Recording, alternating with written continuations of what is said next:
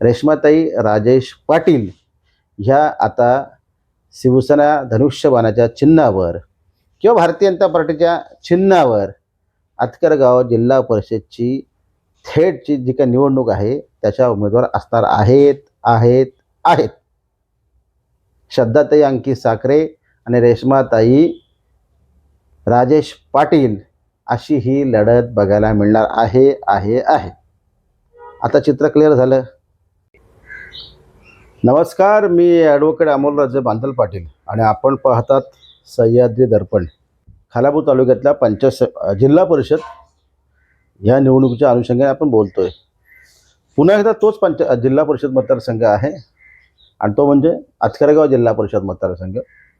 आतकरगाव जिल्हा परिषद मतदारसंघामध्ये आधी म्हटल्याप्रमाणे राष्ट्रवादीचे उमेदवार श्रद्धाताई अंकित साखरे, खाली पंचायत समितीला सासगाव पंचायत समिती देवयानी अजित देशमुख आणि खानाव पंचायत समितीमधून राष्ट्रवादीचं युवा नेते भूषण पाटील. हा जो पॅनल रेडी आहे, तयार आहे, त्यांची घोषणा देखील झालेली आहे, ते लढणार आहेत. शिवसेनेला उमेदवार मिळत नव्हता, तर खालच्या पंचायत समितीला भूषणच्या समोरासमोर जिल्हा परिषदेचे माजी उपाध्यक्ष भाई शिंदे असणार आहेत. हे आधीच जाहीर झालेलं आहे, ते आपण सगळं मांडलेलं आहे. म्हणजे एका पंचायत समितीला एका पंचायत समितीमध्ये शिवसेनेला उमेदवार भाई असणार आहेत. परंतु आजही शिवसेना सासगाव पंचायत समितीमध्ये उमेदवार शोधते, तो त्यांना अद्यापर्यंत मिळालेला नाही आहे. मधल्या काळात आपण 3 पाटील अशी नावं व्यक्त केली होती. आता मला आणखीन दुसरं एक पाटील नाव समोर मला आलं आहे. पण ते पाटील लढणार आहे का? त्यांची तयारी आहे का? किंवा कोणतरी देशमुख आडनावाचा व्यक्ती जो धनदांडगा आहे तो लढणार आहे. आता हे देशमुख कोण आहेत? मी पण सगळ्यांनी शोध घ्यायचा प्रयत्न केला, पण असे चेहरे काय आमच्यासमोर आलेले नाहीत. ठीक आहे, कोण देशमुख असो, कोण पाटील असो, येतील उमेदवार, ते कोण असतील ते येतील समोर. परंतु जिल्हा परिषदला म्हणजे वरच्या जागेसाठी शिवसेनेला उमेदवार नाही आहे. शिवसेना मोठी संघटना आहे.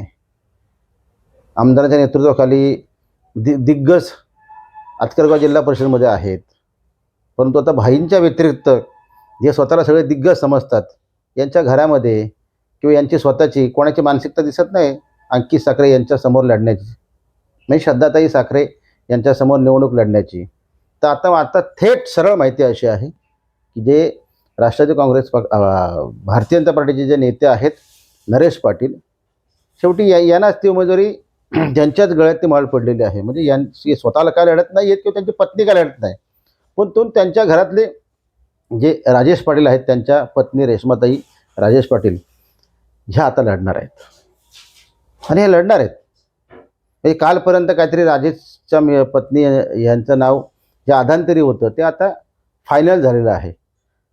म्हणजे आता ह्याला पुरावा म्हणण्यापेक्षा पुरावा काय द्यायचा? त्याच्या 2-4 रील्स ज्या आलेल्या आहेत आणि ज्या काही दौरे सुरू आहेत आता शिवसेनेच्या महिला आघाडीकडून, त्याच्यासोबत हे सगळं भाई शिंदे फिरतात, नरेश पाटील त्या रीलमध्ये दिसतात, रेश्माताई ह्या महिलांशी कनेक्ट म्हणजे ज्या काय बैठका असतात महिलांच्या त्याच्यामध्ये पाहायला मिळतात. असं कोण असं आलं मनात, गेलं दुकानात किंवा आता काहीतरी वाटलं ह्या गावात जावं आणि फिरावं, बसावं, महिलांच्या गप्पा कराव्या, असं कोण करत नाही. त्याचा हेतू, स्वार्थ किंवा काय म्हणतो त्यांना निवडणूक लढायची हे क्लिअर आहे, स्पष्ट आहे. म्हणजे नरेश पाटील मधल्या काळात फार संयमाने ते वागत होते. स्वतःच्या घरातला उमेदवार आहे ते सांगत नव्हते, जाहीर करत नव्हते. लढणार एवढं म्हटलं होतं, परंतु ते काय अधिकृत समोर आले नव्हते. शांतपणे, संयमाने त्यांनी बऱ्याचशा गोष्टी हाताळल्या होत्या. परंतु आता मात्र हे आता सिक्रेट राहिलं नाही, म्हणजे गुपित काय राहिलं नाही, गुप्त काय राहिलं नाही, आता ओपन झालेलं आहे. रेश्माताई राजेश पाटील ह्या आता शिवसेना धनुष्यबाणाच्या चिन्हावर किंवा भारतीय जनता पार्टीच्या चिन्हावर आतकरगाव जिल्हा परिषदची थेटची जी काही निवडणूक आहे त्याच्या उमेदवार असणार आहेत. श्रद्धाताई अंकित साखरे आणि रेश्माताई राजेश पाटील अशी ही लढत बघायला मिळणार आहे. आता चित्र क्लिअर झालं, उमेदवार मिळत नव्हतं, ते मिळालेलं आहे.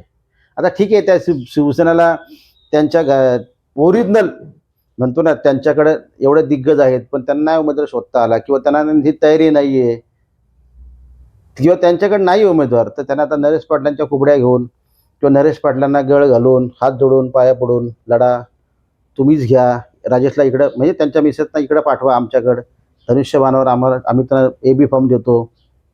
म्हणजे ही आगतिकता आहे शिवसेनेची. नरेश पाटलांची आगतिकता नाही आहे. नरेश पाटील हा दिग्गज चेहरा आहे,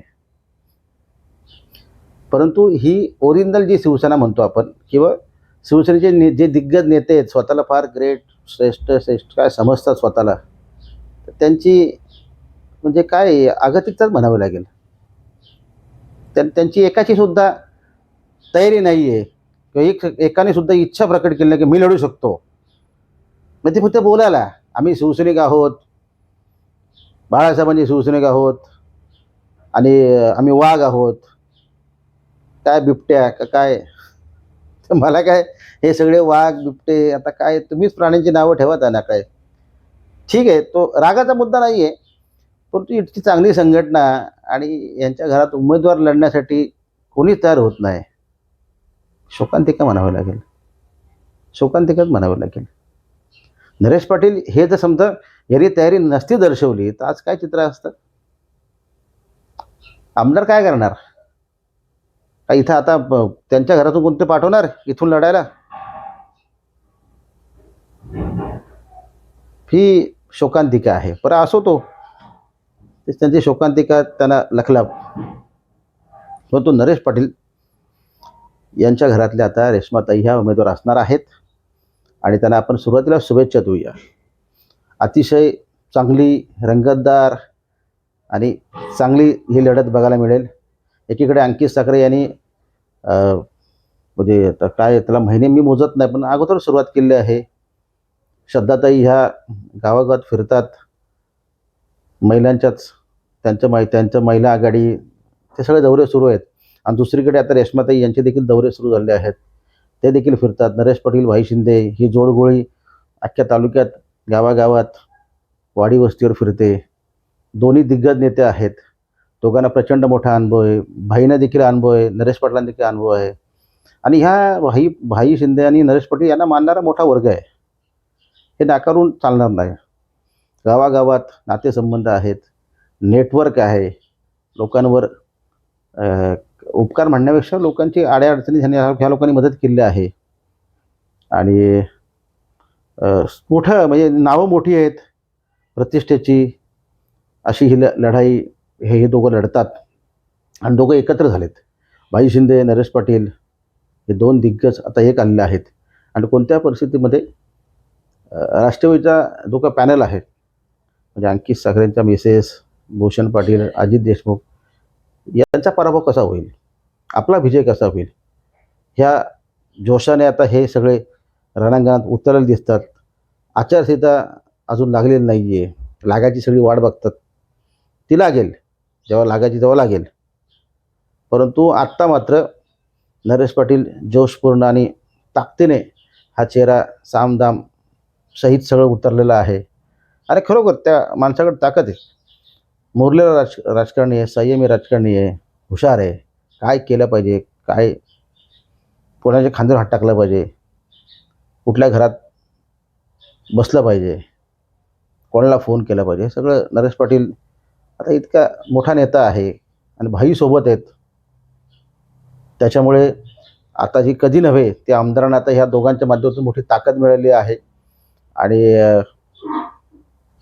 म्हणजे रेश्माताई, राजेश हे जरी फिरत असले तरी नरेश पाटील यांचं वेगळं नेटवर्क, वेगळी कनेक्टिव्हिटी, वेगळे संबंध, ठिकठिकाणी त्यांच्या गाठीभेटी, रोजचे फोन्स आणि सगळ्या चालू आहेत. त्याच्यामुळे आता मात्र एक चांगली लढाई होईल. आणि नरेश पाटील अर्थातच त्यांना साहेब म्हणतात ह्या सगळ्या त्यांच्या पंचक्रोशीमध्ये. आता का म्हणतात साहेब हे मला माहिती नाही, कारण आम्ही म्हणत नाही साहेब त्यांना, त्यांचे जवळचे लोक त्यांना साहेब म्हणतात. तर त्यांना त्यांच्या जवळची जी लोकं आहेत त्यांचा साहेबांवर खूप विश्वास आहे.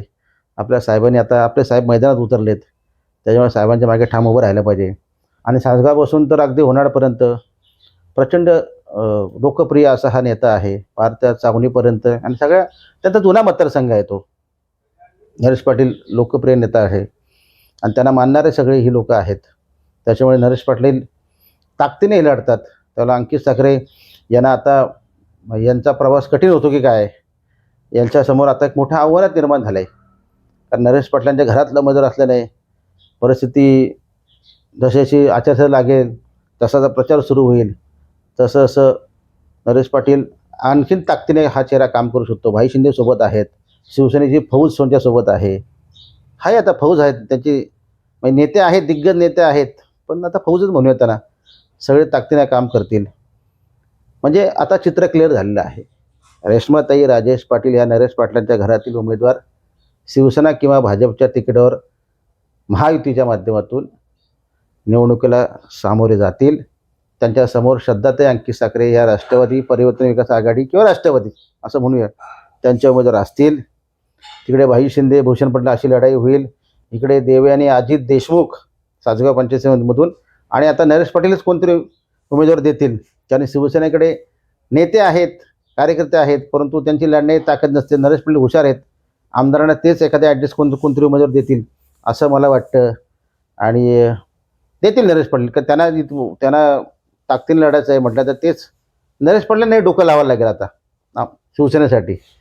म्हणजे मी असं म्हणत नाही की नरेश पाटील शिवसेना चालवतात, अशी चर्चा जी असली ते असू चर्चा, तो वेगळा मुद्दा आहे.